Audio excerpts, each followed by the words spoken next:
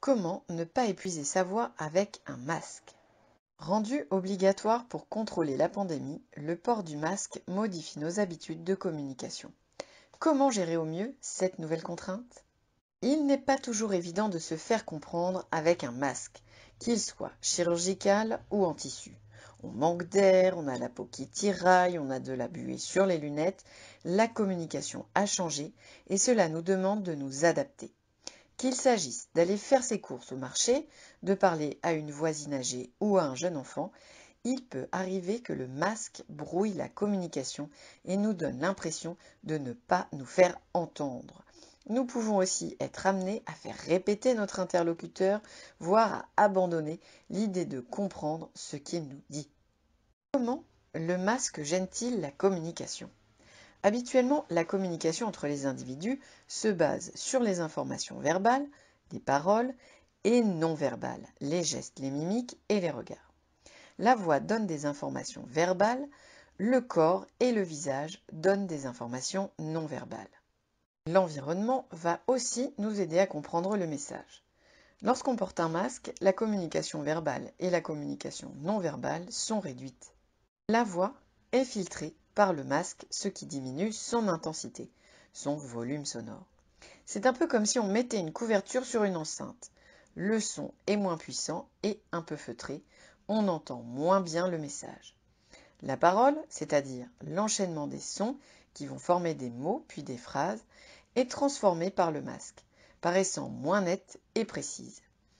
On ne peut pas s'aider du mouvement des lèvres pour affiner notre compréhension. Certains éléments de la mimique sont cachés, notamment ceux qui sont effectués sur le bas du visage. Au final, il n'est pas rare que celui qui parle, le locuteur, ait l'impression de forcer pour se faire comprendre et que l'interlocuteur, celui à qui on s'adresse, se sente gêné de faire répéter, parfois à plusieurs reprises. Cela peut amener à des incompréhensions, de la frustration, voire un évitement des situations de communication qui deviennent trop coûteuses. Qui est le plus gêné pour comprendre avec le masque? Certaines catégories de personnes sont particulièrement mises à mal avec le masque. Les personnes âgées qui souffrent souvent d'une baisse d'audition, les personnes malentendantes qui ont l'habitude de lire sur les lèvres, mais aussi tous ceux, enfants ou adultes, ayant un trouble de la communication qui impacte ordinairement leur compréhension, après un accident vasculaire cérébral ou dans le cadre d'un handicap comme l'autisme. Face à eux, leur locuteur se trouve aussi en difficulté. Travailler avec le masque en EHPAD, en crèche, en centre pour personnes handicapées représente un défi. Bien souvent, le locuteur relate une grande fatigue vocale le soir et finit par moins communiquer verbalement. Qui est le plus gêné pour parler avec un masque? Certaines situations de communication vont être particulièrement délicates. Les milieux bruyants vont demander des adaptations. Par exemple, faire son marché, parler dans la rue ou dans les transports en commun, ou quand il y a un fond sonore important. Tout cela peut paraître difficile. S'exprimer devant un groupe est également plus fatigant, car il est nécessaire de projeter sa voix de façon plus intense que d'ordinaire. On peut penser aux enseignants, quel que soit l'âge des enfants, mais plus particulièrement dans les classes bruyantes, avec de gros effectifs, ou à l'âge où l'apprentissage des sons est primordial. Grande section, CP, adapter sa posture. Dans un premier temps, il faut savoir que la posture du corps est importante dans l'utilisation de la voix. D'une manière générale, même en dehors du port du masque, il est conseillé d'avoir une certaine verticalité, se tenir bien droit, et une liberté de mouvement pour ne pas fatiguer sa voix. Il est donc nécessaire de se positionner face à son interlocuteur sans avoir à tourner la tête, avancer ou lever le menton, de façon à laisser le larynx, organe de la voix situé au milieu du cou, libre de bouger.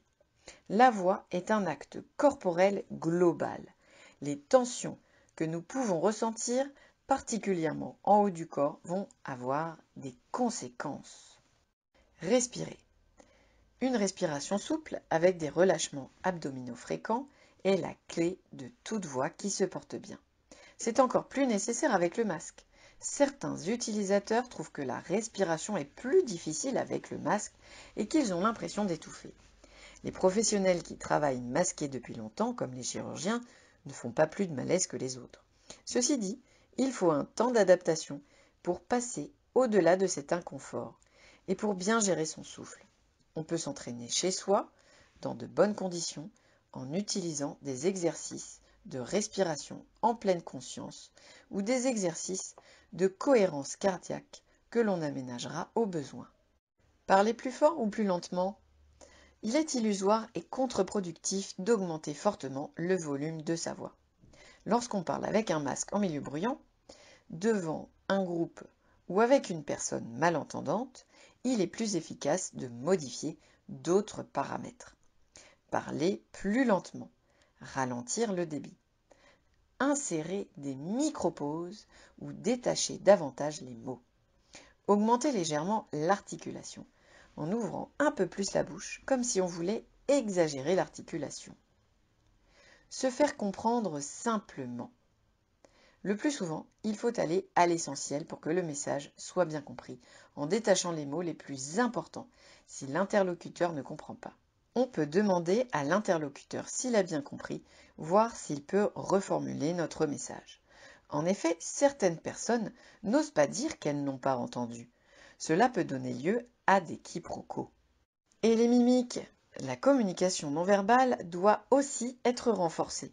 Faire davantage de gestes, pointer ce que l'on veut en même temps qu'on le nomme, accentuer les mimiques, parler davantage avec son regard, qui doit être le plus expressif possible. Boire souvent de l'eau. Les règles d'hygiène vocale de base sont toujours à prendre en compte. Et en particulier, l'hydratation, qui est rendue difficile avec le port du masque. En effet, il est conseillé de boire régulièrement lorsque l'on parle, ce que l'on fait moins souvent si on porte un masque. Il est recommandé de boire une petite quantité de liquide à chaque fois que l'on retire son masque, en veillant à respecter les règles d'hygiène et notamment le lavage des mains. Pensez au repos vocal. Quand la voix commence à être fatiguée, que l'on sent que ça gratouille ou chatouille au milieu du cou, là où sont situées les cordes vocales, un temps de repos vocal est conseillé. Plus la voix aura été utilisée de façon intense ou prolongée, plus on devra faire attention à ces petits signes de forçage qui indiquent un petit surmenage vocal. D'autres solutions? Il existe déjà des masques alternatifs avec une fenêtre transparente au niveau de la bouche. On parle depuis quelques jours d'en donner aux enseignants qui ont des élèves malentendants. Certains de ces masques sont en cours d'homologation pour les professionnels de santé. La plupart peuvent être déjà utilisés par le grand public, qui recourt habituellement aux masques en tissu. Ces masques fenêtrés permettent la lecture sur les lèvres et donnent une visibilité sur les mimiques, ce qui est utile pour décoder les émotions. Le port du masque fait désormais partie de notre quotidien pour une durée indéterminée.